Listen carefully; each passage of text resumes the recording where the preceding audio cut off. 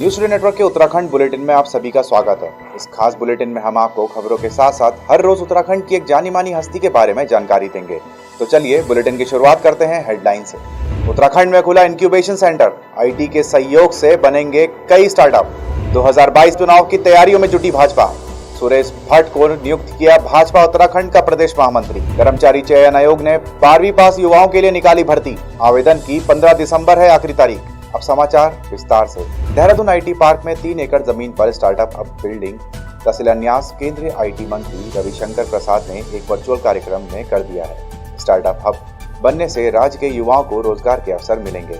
कार्यक्रम में सीएम त्रिवेंद्र सिंह रावत ने कहा कि इस स्टार्टअप सेंटर से युवाओं को ट्रेनिंग मिलेगी। स्टार्टअप कैसे शुरू करें और किन क्षेत्रों में स्टार्टअप किया जा सकता है, इन सभी दिशाओं में जानकारी दी जाएगी। आज जो यहाँ पर इंक्यूबेशन सेंटर का शिलान्यास किया गया और जहाँ पर मैं बैठा हुआ हूँ, ये पूरा जो सेट बना हुआ है, ये जो इलेक्ट्रॉनिक्स का जो वेस्ट है उससे बना हुआ है। जो पूरी छत है, इस पे लगभग 1 लाख से अधिक सीडी और डीवीडी लगी हुई है। जो ये टेबल जहाँ हम बैठे हुए हैं, ये भी सब इलेक्ट्रॉनिक वेस्ट है। ये जो मेरे सामने रखा है, ये भी इलेक्ट्रॉनिक वेस्ट है, ये भी है। और जो पंखे यहाँ पर इस समय हल्की हवा दे रहे हैं, ये भी सब, और जो लाइट की सारी व्यवस्था है, ये सब इलेक्ट्रॉनिक वेस्ट से बना हुआ है। और मैं निश्चित रूप से जो हमारे यहाँ पर अधिकारी हैं, अमित सिन्हा जी हैं और उनकी टीम है, मैं समझता हूँ कि बिना टीम वर्क के कोई भी काम संभव नहीं हो सकता है।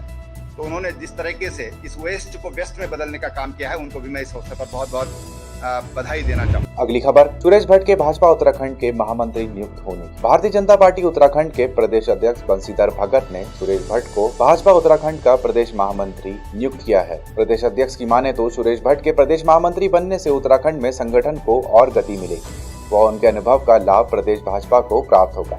डॉक्टर देवेंद्र भसीन ने बताया कि उत्तराखंड भाजपा में प्रदेश महामंत्री के 3 पद हैं। इनमें से एक पद बंशीधर भगत के अध्यक्ष पद ग्रहण करने और उनके जरिए प्रदेश पदाधिकारियों और कार्य समिति की घोषणा के बाद से ही रिक्त चल रहा था। इस रिक्त पद पर सुरेश भट्ट की नियुक्ति की गई है। बता दें कि सुरेश भट्ट पीएम नरेंद्र मोदी के खास लोगों में शुमार हैं। उनकी रणनीति के दम पर ही 2014 में भाजपा ने पहली बार हरियाणा में 9 लोकसभा सीटें जीती थी। वर्ष 2019 में सभी 10 सीटों पर कब्जा जमाया था। भट्ट ने अल्मोड़ा में विद्यार्थी परिषद से राजनीति पारी शुरू की। कहा जाता है कि वे चुपचाप काम करने वाले नेताओं में से हैं। वो संगठन में अनेक पदों पर काम कर चुके हैं। दोस्तों, न्यूज टुडे नेटवर्क आपको हमेशा अपडेट करता रहता है, इसीलिए आप वीडियो को देखने के साथ एक लाइक जरूर कर दें, जिससे हम आपको आपकी तरक्की से जुड़ी हर एक जानकारी आप तक पहुंचाते रहें। उत्तराखंडी शख्सियत में आज हम आपको बताने जा रहे हैं पद्मश्री आदित्य नारायण पुरोहित के बारे में। आदित्य नारायण पुरोहित एक भारतीय वैज्ञानिक और प्रोफेसर हैं, जिन्होंने मुख्य रूप से पेड़ की प्रजातियों और उच्च ऊंचाई वाले औषधीय पौधों के शरीर क्रिया विज्ञान पर काम किया है। उनका जन्म 30 जुलाई 1940 को उत्तराखंड के चमोली जिले में हुआ। चमोली जिले के थराली और रुद्रप्रयाग में अपनी प्रारंभिक शिक्षा पूरी करने के बाद उन्होंने लैंसडाउन, नैनीताल, पंजाब विश्वविद्यालय में शोध अध्ययन किया। आदित्य नारायण पुरोहित ने हेमवती नंदन बहुगुणा गढ़वाल विश्वविद्यालय के उपकुलपति और विश्वविद्यालय के high altitude plant physiology research centre के निदेशक के रूप में कार्य किया है। वह 1990 से 1995 तक गोविंद बल्लभ पंत हिमालय पर्यावरण और विकास संस्थान के निदेशक भी रहे हैं। उन्होंने तुंगनाथ में 13,000 फुट की ऊंचाई पर अपने अल्पाइन फील्ड स्टेशन के साथ एक संस्थान की स्थापना की, जो भारत का पहला अल्पाइन केंद्र है। पुरोहित को 1957 में भारत के राष्ट्रपति द्वारा भारतीय पर्वतों में उनके बहुमूल्य वैज्ञानिक योगदान के लिए भारत के 4थे सर्वोच्च नागरिक पुरस्कार पद्मश्री से भी सम्मानित किया गया था।